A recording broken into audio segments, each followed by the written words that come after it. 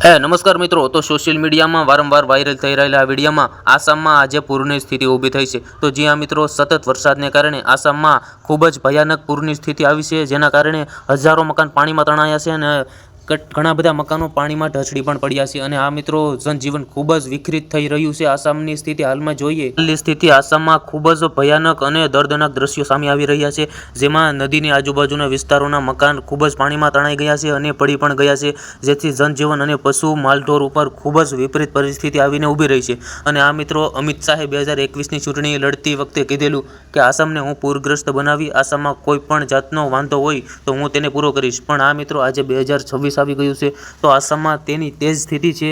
તેથી તેના નિવેદનો પણ આજે ખોટા પડી ગયા તેવું આપણે લાગે છે, કારણ કે આસામ રાજ્ય તે આપણો ભારતનો ઘણો બધો હિસ્સો રોકે છે. અને હા, તે આપણા દેશમાં ચા પૂરી પાડે છે અને વિદેશમાં પણ ચાનું ઉત્પાદન અહીં આપણા આસામ રાજ્યમાંથી થાય છે. તો આપણું આસામ રાજ્ય એ 7 સિસ્ટર રાજ્યનો સૌથી મોટું રાજ્ય ગણાય છે. તો આ મિત્રો, આજે ત્યાં પૂરની સ્થિતિ ખૂબ ભયાનક છે. તો હું તમને વિડીયો બતાવું, તમે વિડીયોમાં પણ જોઈ શકો છો.